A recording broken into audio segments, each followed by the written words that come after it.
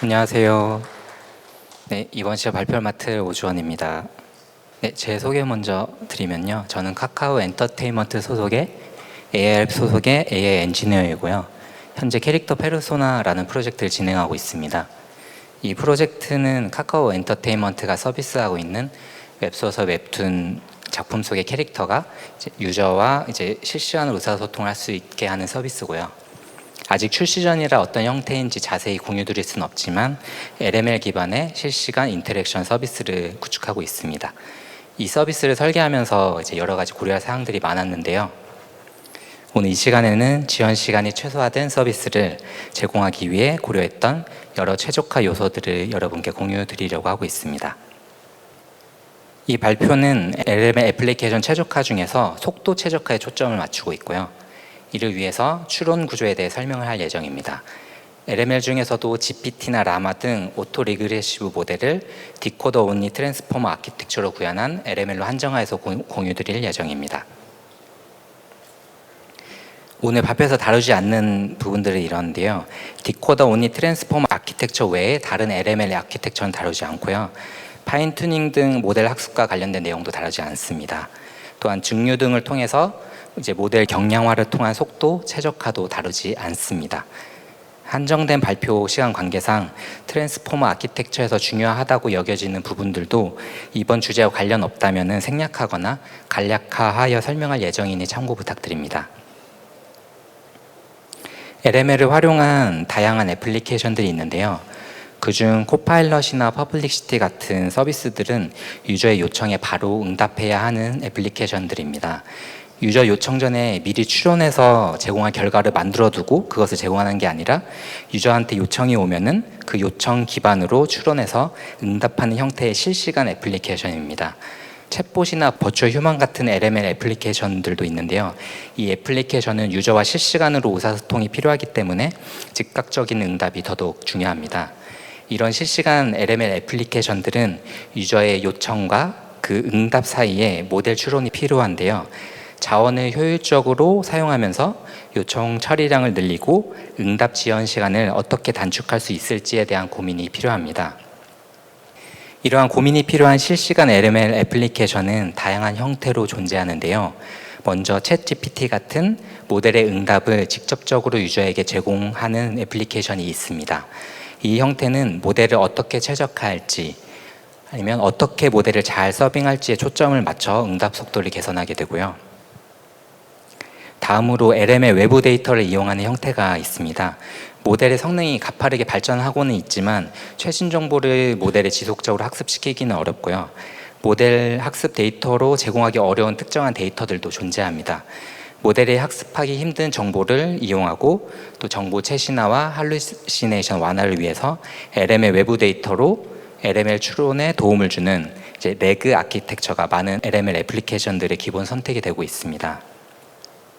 마지막으로 외부 데이터뿐만 아니라 또 다른 LML이나 모델의 도움을 받는 LML 애플리케이션 형태도 있는데요. 가령 자연어로 된 요청으로부터 필요한 작업을 파악해서 수행하는 AI 에이전트도 여러 LML 기반 서비스에 활용되고 있습니다. 이러한 실시간 LML 애플리케이션들은 요청과 응답 사이에 여러 절차들을 수행해서 응답 결과의 품질을 높일 수 있는데요. 그런 절차들 중에는 자연어에 대한 이해와 처리가 필요한 프로세스들이 있습니다. LML이야말로 자연어를 이해하고 처리할 수 있는 가장 강력한 도구이기 때문에 품질을 높이기 위해선 이런 프로세스들도 대부분 LML이 관여하여 처리하는 것이 좋습니다. 앞서 실시간 LML 애플리케이션은 지연 시간 단축이 중요하다고 말씀드렸는데요. 이 요청과 응답 사이에 이런 많은 절차들에 LML이 관여하게 될 경우 지연 시간이 늘어나지 않을까라는 우려가 있을 수 있습니다. 그래서 오늘 발표에서는 LML로 다수의 절차를 처리해서 애플리케이션의 품질을 높이면서도 처리량을 최대화하고 지연 시간을 최소화할 수 있는 방법을 같이 알아보고자 합니다.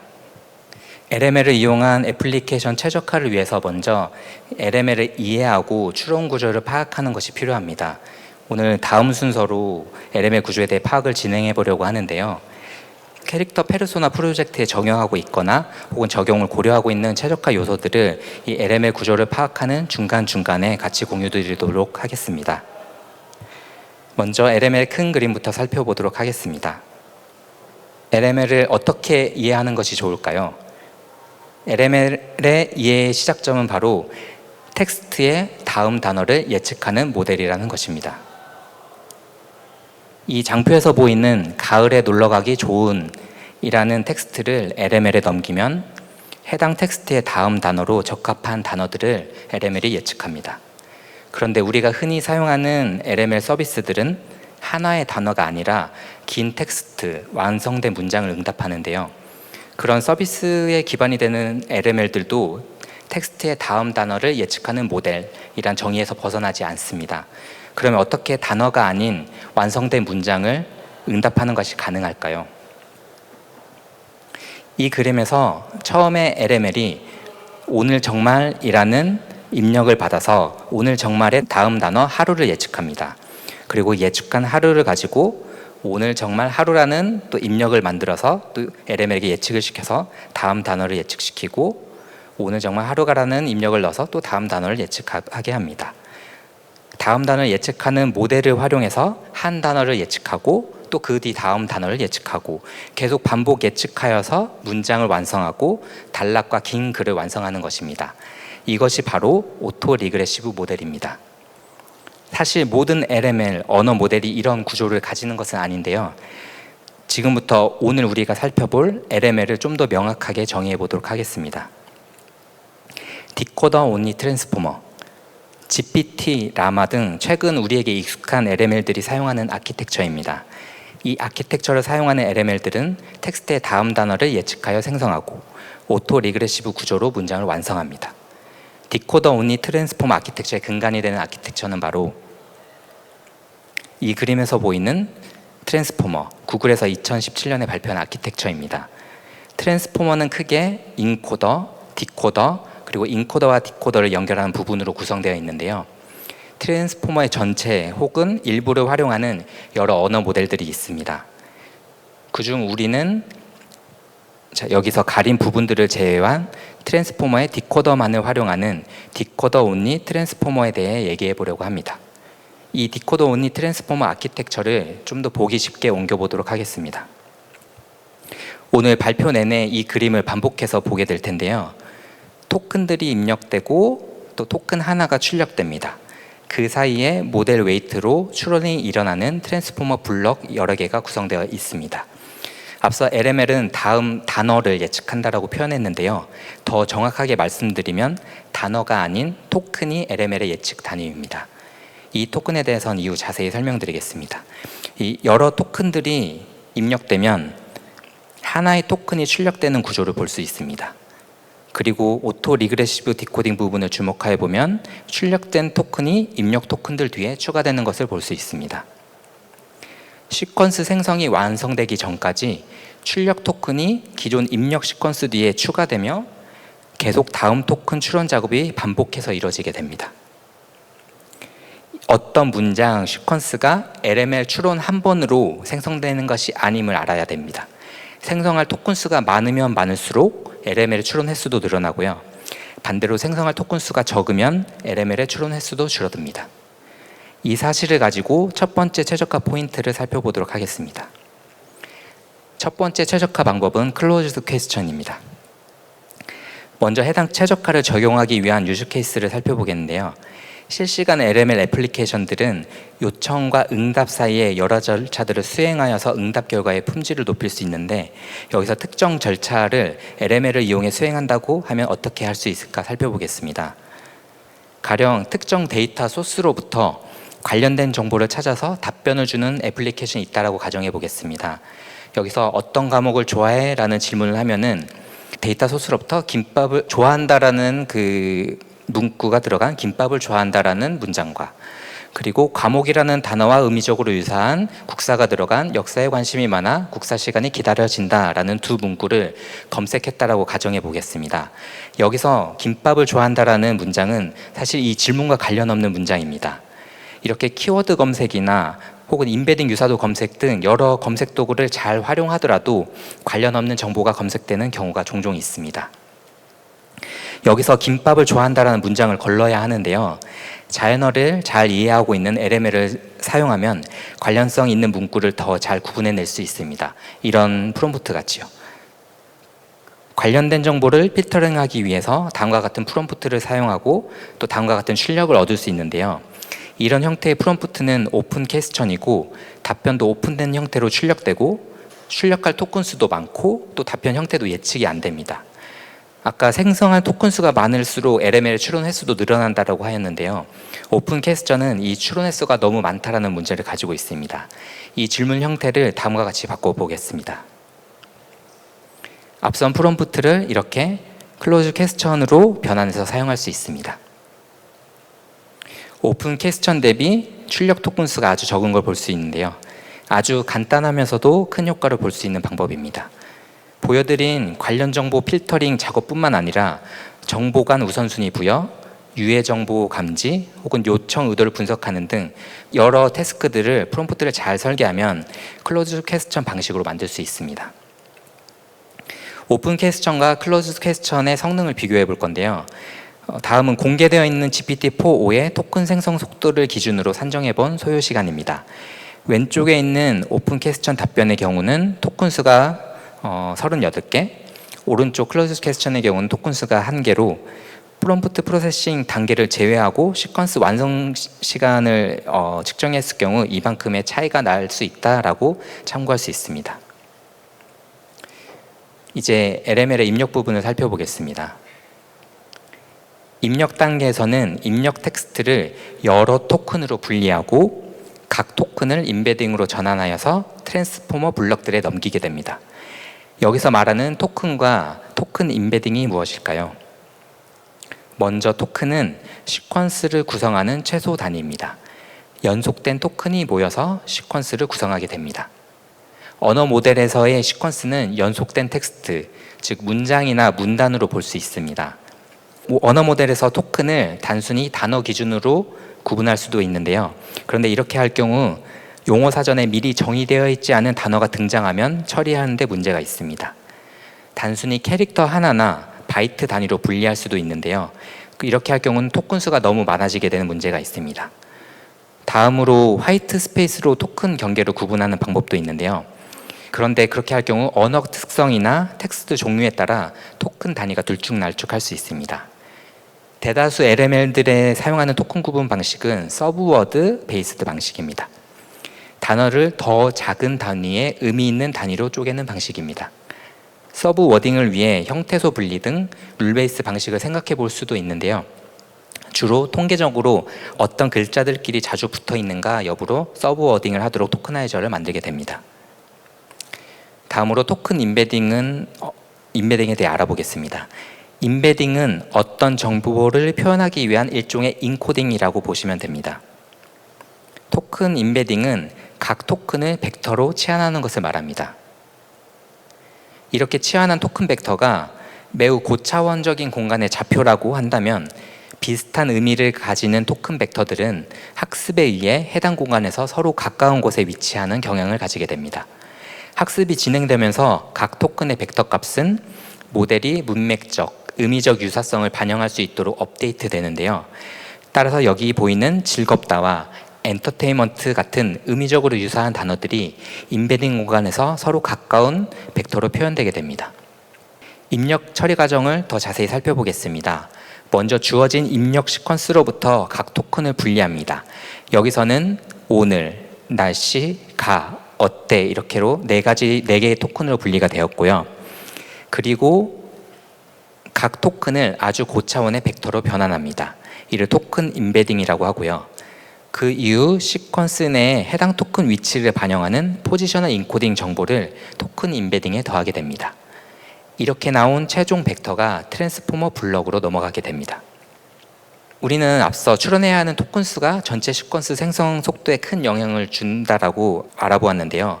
그래서 토크나이저 최적화는 LML 최적화의 중요한 요소입니다. 생성할 토큰 수가 줄어들면 최종 시퀀스 생성 시간이 줄어들기 때문에 최적화된 토크나이저를 쓸수록 전체 추론 횟수가 줄어들어서 성능 향상을 얻을 수 있습니다.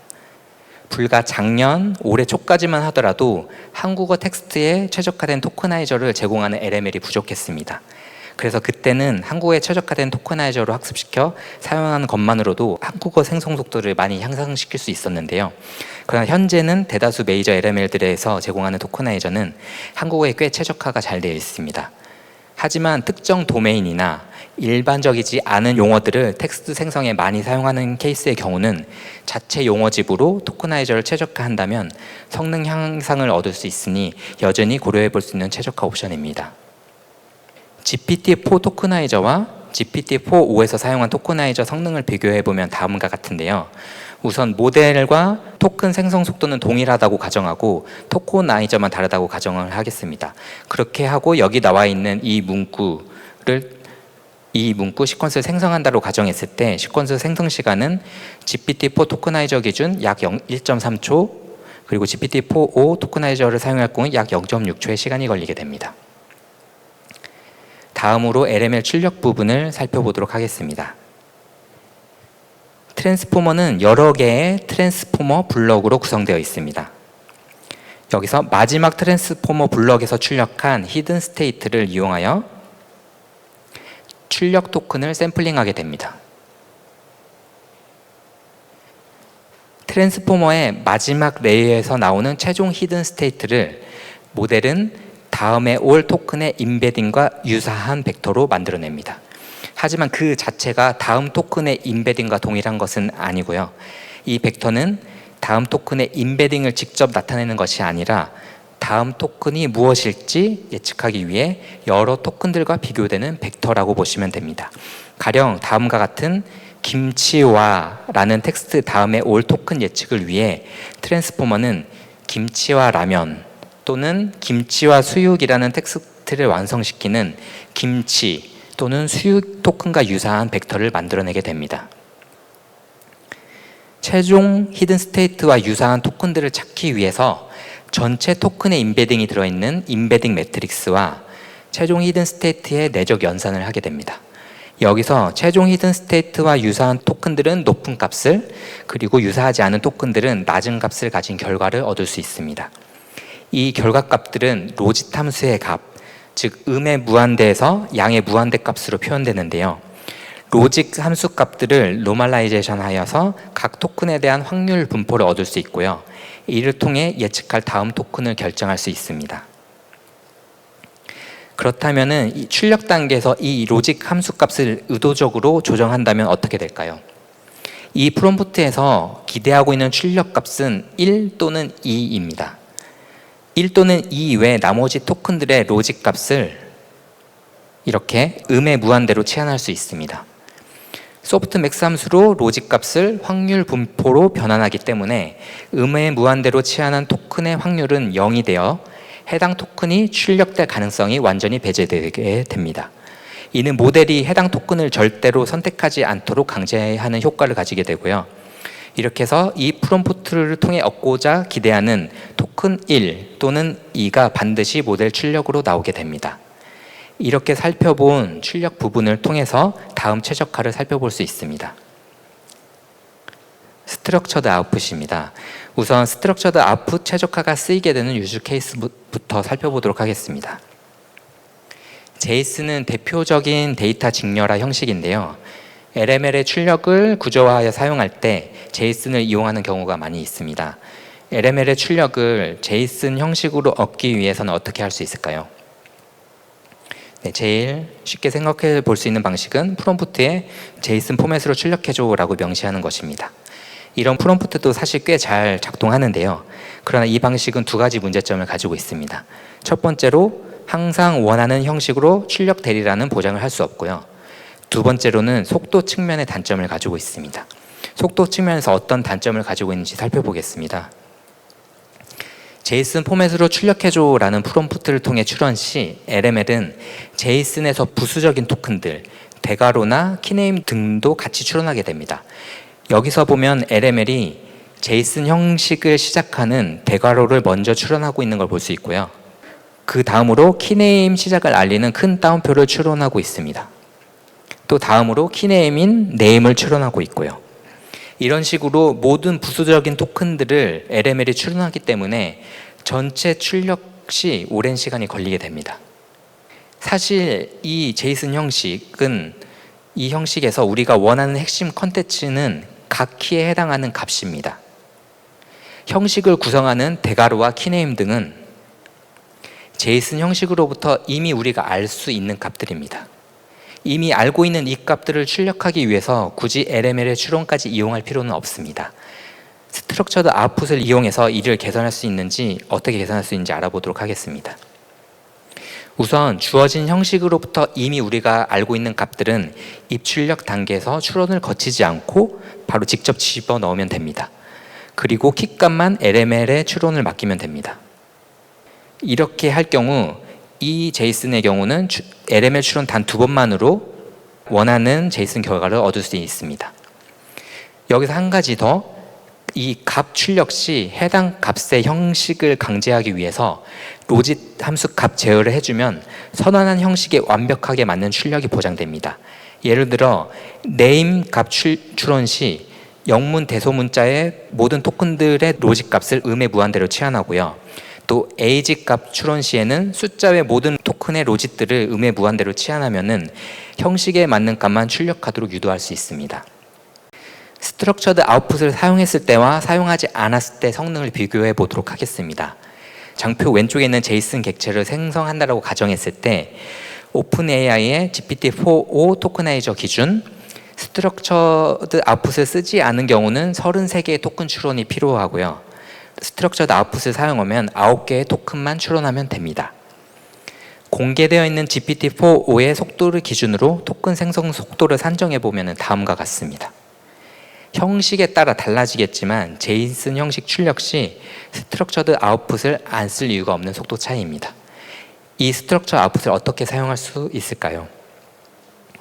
일단 오픈 웨이트 모델을 써서 모델을 직접 서빙할 경우는 출력 부분의 코드를 우리가 직접 수정할 수 있는데요. 그렇게 출력 부분의 코드를 수정해서 스트럭처드 아웃풋을 구현할 수도 있습니다. 또는 아웃라인즈라는 굉장히 잘 만들어진 라이브러리가 있는데요. 이 라이브러리를 활용하는 것도 추천드립니다. 만약 클로즈드 모델을 사용하고 있다 하면은 오픈AI의 경우는 올해 8월, 또 제미나이의 경우는 올해 9월에 해당 기능을 출시하였고요. API 호출하실 때 원하는 출력 형식의 제이슨 스키마를 같이 넘기는 형식으로 스트럭처드 아웃풋 스트럭처 아웃풋 사용이 가능합니다.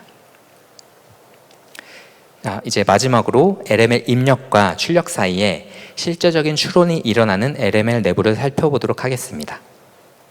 LML 내부는 멀티헤드 셀프 어텐션과 피드포워드 뉴럴 네트워크로 구성된 트랜스포머 블럭이 여러 개가 반복적으로 쌓아 올려진 형태로 구성되어 있습니다. 각 트랜스포머 블럭은 토큰 임베딩을 입력받아서 같은 사이즈의 벡터를 출력합니다. 트랜스포머들의 목표는 이러한 임베딩을 점진적으로 조정하여서 점점 더 풍부한 문맥적 의미를 담을 수 있도록 하는 것입니다. 최종 트랜스포머 블럭이 생성한 벡터들 중에서 여기 마지막 토큰으로부터 파생된 벡터가 앞서 말씀드렸던 출력 부분에서 사용하는 히든 스테이트입니다. 그럼 토큰 임베딩이 점차 조정되어 더 풍부한 문맥적 의미를 담는다라는 이 의미는 어떤 의미일까요? 여기서 사과라는 단어는 여러 가지 의미를 가지고 있는데 이 컨텍스트, 이 문장에서는 사과는 문맥적으로 오른쪽 사진의 사과와 더 가깝습니다. 어떤 토큰의 문맥적 의미는 주변 다른 토큰들에 의해 생기게 됩니다. 사과 토큰 E2로부터 파생된 각각의 E2 벡터들은 트랜스포머 블럭을 거치면서 최종적으로 이 별 모양 토큰의 영향을 받아 별 모양 사과의 의미를 담게 됩니다. 마찬가지로 잘났다 토큰 E4로부터 파생된 각 E4 벡터들은 트랜스포머 블럭들을 거치며 이 주변 토큰들의 영향을 받아 별 모양 사과를 자르는 의미를 담게 됩니다. 문맥적 정보를 출력 벡터에 담도록 하기 위해 트랜스포머 블럭은 이 어텐션이라는 메커니즘을 사용하게 됩니다. 어텐션 연산을 위해 입력 벡터로부터 키와 쿼리와 밸류를 먼저 구하게 됩니다. 트랜스포머 블럭 하나로 한정해서 살펴보겠습니다. 입력된 토큰 임베딩으로부터 키와 쿼리와 밸류를 구할 때 키 매트릭스, 쿼리 매트릭스, 밸류 매트릭스를 각각 사용합니다. 이 매트릭스들은 튜너블 파라미터 매트릭스로 모델이 학습되는 과정에서 업데이트 되는데요. 추론 단계에서는 변경되지 않습니다. 이렇게 토큰 임베딩에 대한 키, 쿼리, 밸류를 구한 후 어떻게 어텐션 연산이 되는지 살펴보겠습니다. 먼저 토큰으로부터 구한 그 키, 쿼리, 밸류 중 밸류 V는 해당 토큰의 의미를 인코딩한 값 그 자체라고 보면 됩니다. 별 모양 토큰의 이원으로부터 이제 발생한 밸류는 별 모양이라는 단어 그 자체의 의미를 가지고 있는 인코딩입니다. 사과 토큰의 밸류와 또 잘났다 토큰의 밸류 역시 각각의 단어가 지니는 의미를 인코딩한 벡터입니다. 키와 쿼리는 각각 밸류와 얼마나 관련이 있는지에 대한 가중치를 계산하는 벡터들입니다. 여기서 사과 토큰 E2로부터 이제 발생한 쿼리 2와 별 모양 E1으로부터 발생한 키1을 가지고 키1을 연산하여서 별 모양이 사과에 얼마만큼 영향을 주는지 연산을 합니다. 이렇게 구한 가중치와 별 모양 V1과 사과 V2들을 곱한 밸류들을 웨이티드 썸을 구하면 문맥이 반영된 별 모양 E2를 얻을 수 있습니다. 다음으로 잘났다의 쿼리 4와 또 별 모양의 키1, 또 사과의 키2와 연산하여서 별 모양과 사과가 얼마만큼 영향을 주는지 연산합니다. 그렇게 문맥적인 영향도 어텐션을 계산하고 각 밸류를 곱하여 합하면 문맥이 반영된 E4를 얻을 수 있습니다. 이런 어텐션 연산 과정으로부터 연상할 수 있는 최적화는 키와 밸류를 캐시하는 KB 캐시입니다. 키와 밸류를 캐싱하지 않았을 때 어텐션 연산 과정을 보여드리겠습니다. 먼저 어텐션이 반영된 노란색 E1 벡터를 얻기 위해 다음 연산이 필요합니다. 다음으로 노란색 E2를 얻기 위해 다음 연산이 필요한데 E1에서 발생한 키와 키1과 키, 쿼리, 밸류도 다시 구해야 하는 것을 볼 수 있고요.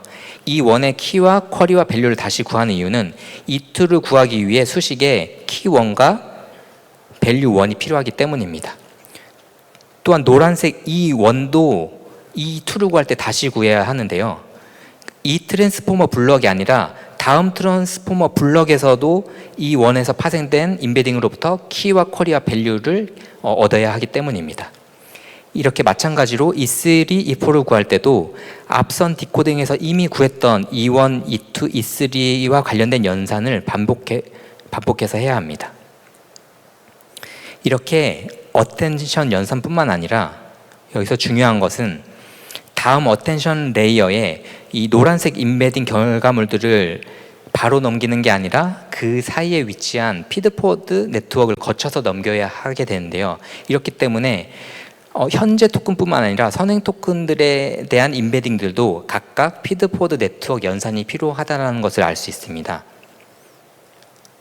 예를 들어 E4를 구하는 과정에서도 E1의 노란색 E1, E2, E3도 같이 넘겨야 하는데요.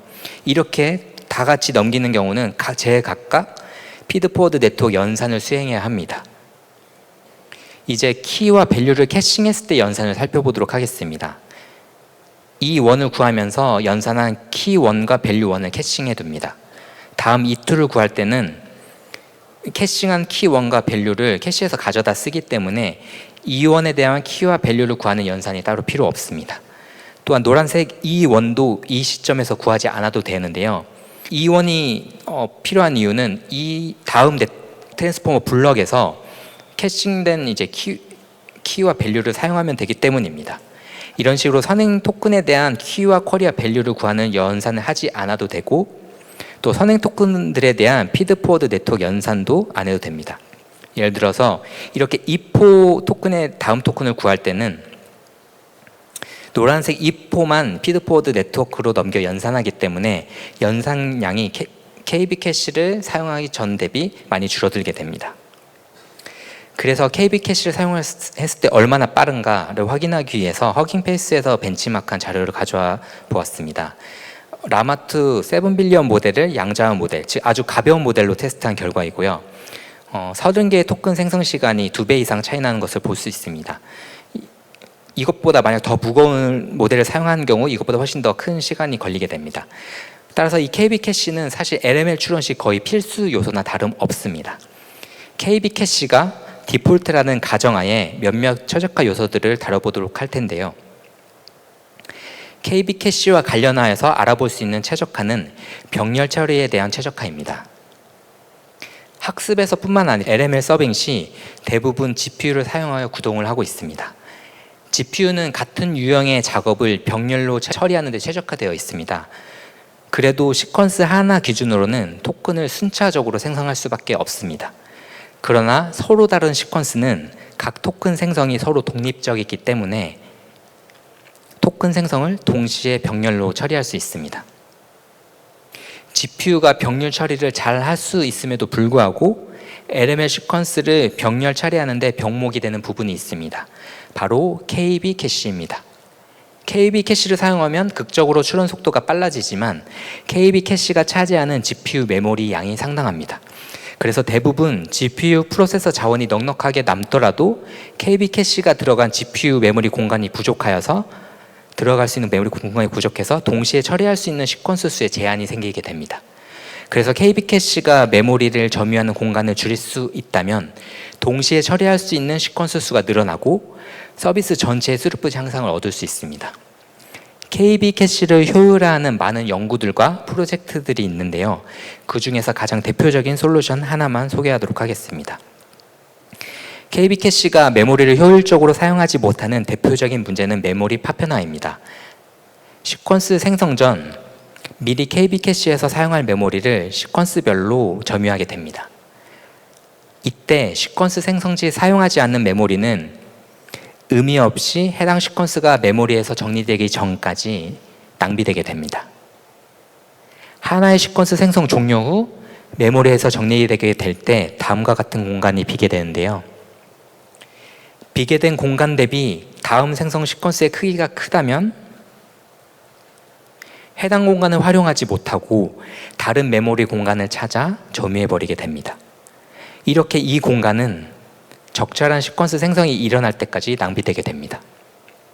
이러한 메모리 파편화를 완화하기 위해서 VLML이란 서빙 시스템은 OS의 가상 메모리와 페이징 개념을 차용하여 시퀀스별로 메모리 공간을 미리 점유하지 않고 작은 크기의 여러 블럭들을 만들고 각 토큰의 키 밸류를 정해진 로직에 따라 각 블럭들에 배치하도록 하였습니다.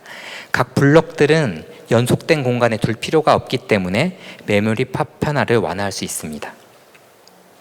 VLML이 제한한 방법을 사용하면 더 많은 시퀀스와 KB 캐시를 사용할 수 있게 되는데요.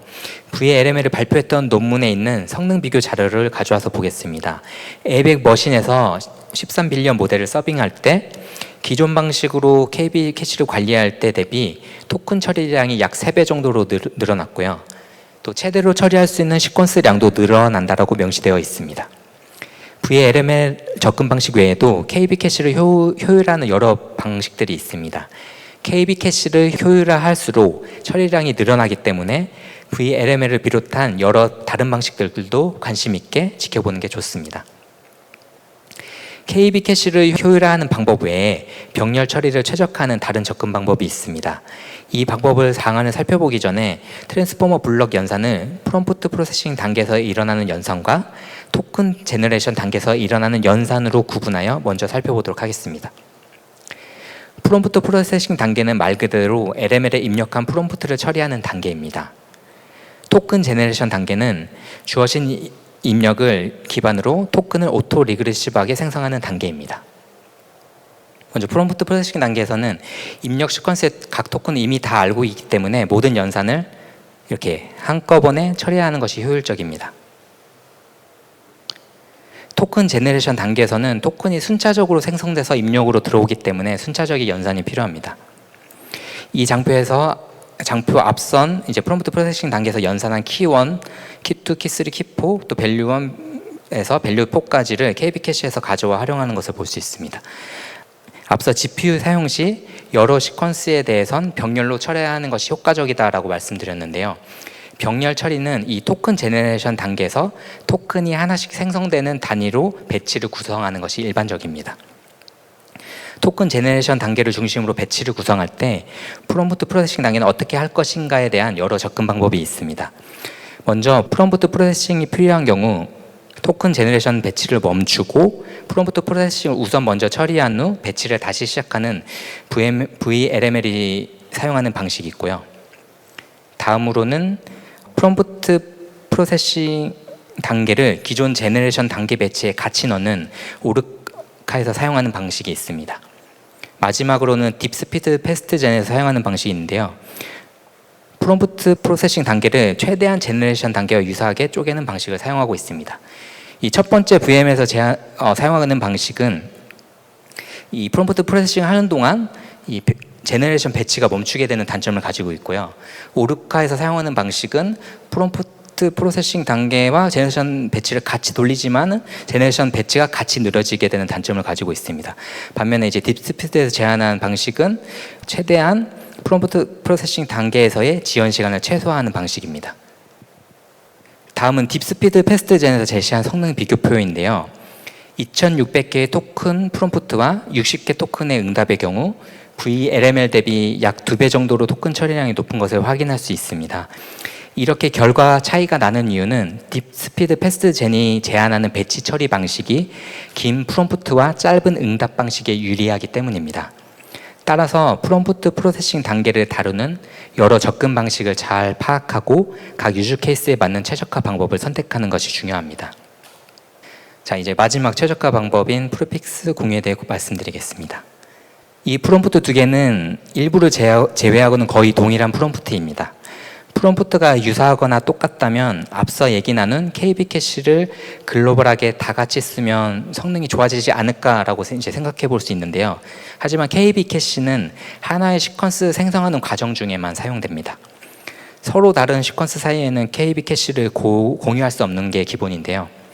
이 프롬프트는 후반부를 제외하고 전반부, 즉 프리픽스가 동일합니다. 프리픽스가 동일한 프롬프트의 경우 KB 캐시를 공유할 수 있습니다.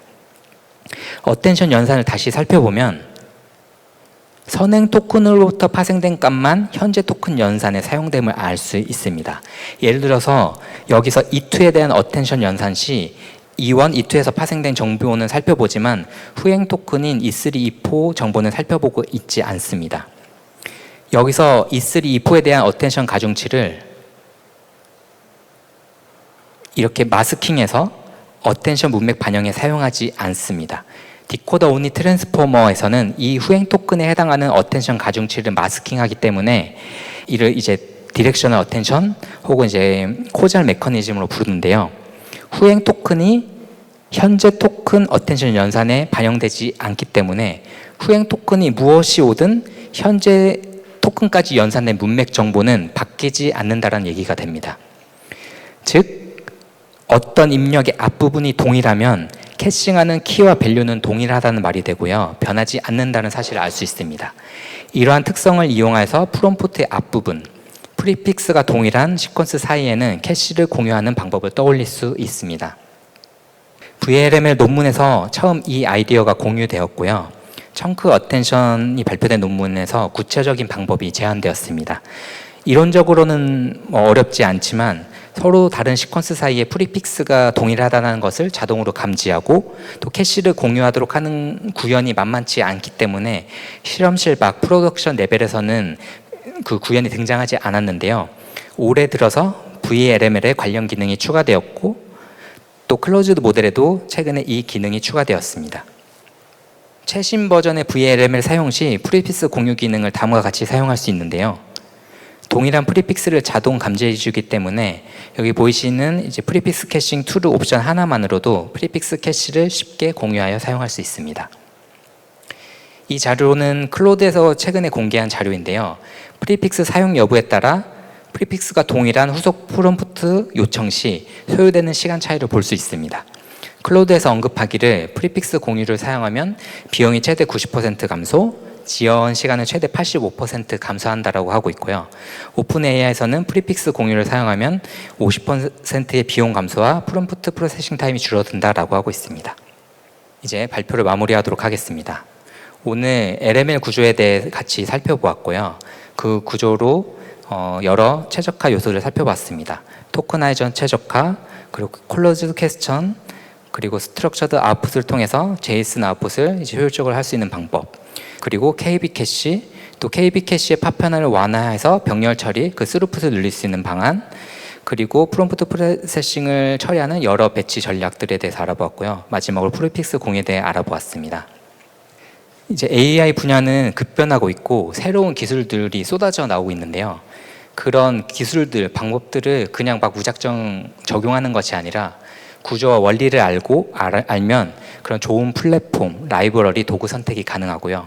또 구조와 원리를 잘 알면 좋은 애플리케이션 설계가 가능합니다. 시퀀스 모델링 분야에서 이 트랜스포머 아키텍처는 한동안 지배적일 것이라고 생각하고요. 그래서 현재 저희는 캐릭터 페르소나 프로젝트를 진행하며 이 트랜스포머 아키텍처를 잘 파악하기 위해 노력 중이고, 이를 기반으로 좋은 설계를 하려고 하고 견고하고 빠르고 품질이 좋은 LML 애플리케이션이 될 수 있도록 노력하고 있습니다. 앞으로 출시할 캐릭터 페르소나 서비스 많은 관심과 응원 부탁드립니다. 감사합니다.